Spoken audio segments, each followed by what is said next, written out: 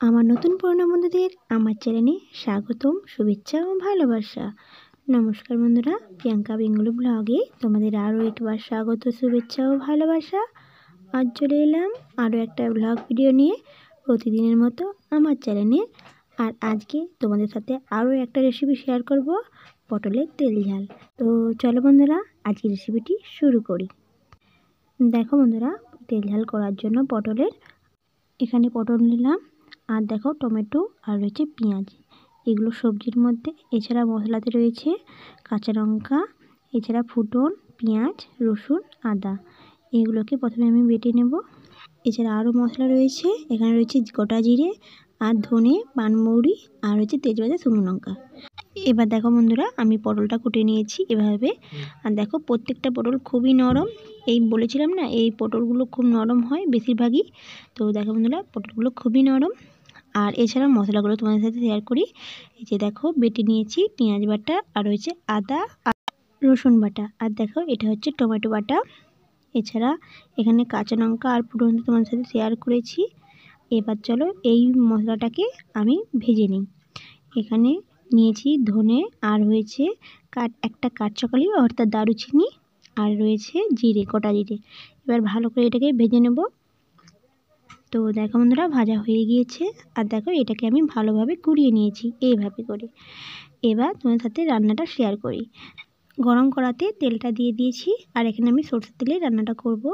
তো দেখো বন্ধুরা, তেলের উপরে আমি সব পটলগুলো দিয়ে দিলাম প্রথমে। আর দেখো পরিমাণ মতো নুন আর হলুদ গুঁড়ো দিয়ে দিলাম। এবার ভালো করে পটলগুলোকে নেড়েচেড়ে নেবো, এভাবে নাড়াচাড়া করে নেব। এছাড়া ভালো করে ভেজে নেব পটলগুলোকে প্রথমে। তো দেখো বন্ধুরা, পটলগুলো কত সুন্দরভাবে ভাজা হয়ে গিয়েছে। এইভাবে আমি ভেজে নিচ্ছি প্রথমে পটলগুলোকে। এবার তুলে নেব পটলগুলো। তো দেখো বন্ধুরা, পটলগুলোও তুলে নিলাম। আবার তেলের কড়াতে আমি আরও একটু সরষের তেল দিয়ে দিলাম। আর দেখো শুকনো লঙ্কা আর তেজপাতা দিয়ে ভালো করে একটু নেড়ে নিলাম। এভাবে নাড়ার পর আমি ফুটন আর কাঁচা লঙ্কাটাকে দিয়ে দিলাম। আর এখানে কিন্তু কাঁচা লঙ্কাটা আমি চিড়ে নিয়েছি। তো দেখো বন্ধুরা, একটু ভালো করে ভাজা হওয়ার পর আমি পেঁয়াজ বাটা, এছাড়া আদা আর রসুন বাটাটা দিয়ে দিলাম। এগুলো দিয়ে ভালো করে আমি ভেজে নেব প্রথমে তেলের উপরেই। তো দেখো বন্ধুরা, এভাবে আমি ভেজে নিচ্ছি ভালো করে। এভাবে আমি কিছুক্ষণ নাড়াচাড়া করে নেব, কারণ এতে মশলাটা লেগে যাবে না কড়াতে। তো দেখো বন্ধুরা, এভাবে আমি কিছুক্ষণ নাড়াচাড়া করার পর ভালো করে একটু পেঁয়াজ আর আদা একটু ভালো করে ভেজে নিয়েছি। এবার দেখো আমি টমেটো বাটাটা দিয়ে দিলাম। এবার টমেটো বাটাটা দিয়ে ভালো করে আমি নেড়ে নেব। একটু মশলাটা এখানে ভালো করে ভেজে নিতে হবে, কারণ এতে কাঁচা গন্ধটা থাকবে না। তো দেখো বন্ধুরা, এভাবে নেড়ে চেড়ে নিচ্ছি। এবার আমি দিয়ে দিলাম ধনে গুঁড়ো আর জিরে গুঁড়ো। তোমার সাথে প্রথমেই শেয়ার করেছি এটাকে কিভাবে আমি গুঁড়িয়েছি। তো দেখো বন্ধুরা, এবার আমি সমস্ত মশলাগুলোকে দিয়ে ভালো করে একসঙ্গে নেড়ে চেড়ে নিচ্ছি কিছুক্ষণ। এবার দেখো হলুদ জল করে রেখেছিলাম, হলুদ জল গুঁড়োটাকে দিয়ে দিলাম। এবার দেখো ভালো করে মশলাটাকে আমি কষিয়ে নেবো এভাবে কিছুক্ষণ, এভাবে নাড়াচাড়া করে নেব। আর দেখো আমি পরিমাণ মতো নুনটাও দিয়ে দিয়েছি। নুনটা তোমাদের সাথে শেয়ার করিনি, বাট তোমরা নুনটা নিয়ে নেবে পরিমাণ মতো।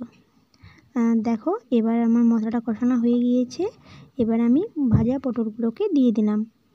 এবার ভালো করে পটলের সঙ্গে মশলাটাকে ভালো করে মিশিয়ে নেব। এভাবে ভালো করে নাড়াচাড়া করে নেব কিছুক্ষণ আরও, যেন মশলাটা ভালোভাবে পটলের সাথে লেগে যায়, সেইভাবে ভালো করে মিশিয়ে নেব।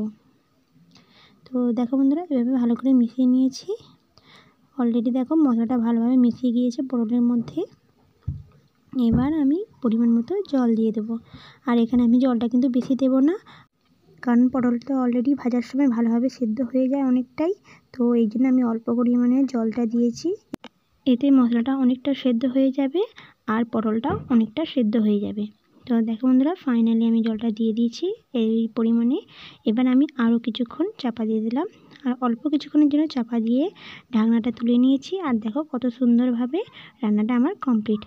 এবার শেষে উপকরণটা তোমাদের সাথে শেয়ার করলাম, শেষে অল্প একটু ঘি দিয়ে দিলাম, কারণ ঘিতে দিতে টেস্ট অলরেডি অনেকটা বেড়ে যায়। তো বন্ধুরা, ঘিটা দিয়ে একটু ভালো করে নাড়াচাড়া করে নিচ্ছি। এভাবে কিছুক্ষণ নাড়াচাড়া করলেই তরকারিটা কমপ্লিট, অর্থাৎ রেসিপিটা কমপ্লিট। আজকের রেসিপি এখানেই কমপ্লিট। ধন্যবাদ বন্ধুরা, এতক্ষণ ভিডিওটি দেখার জন্য অসংখ্য অসংখ্য ধন্যবাদ। আর কালারটা দেখো খুব সুন্দর হয়েছে, আর খেতেও কিন্তু দুর্দান্ত। তোমরা অবশ্যই এই রেসিপিটা বাড়িতে একবার বানিও, আর বানিয়ে টেস্ট করে বলো কেমন লেগেছে এই রেসিপিটি আর ভিডিওটি। ধন্যবাদ বন্ধুরা।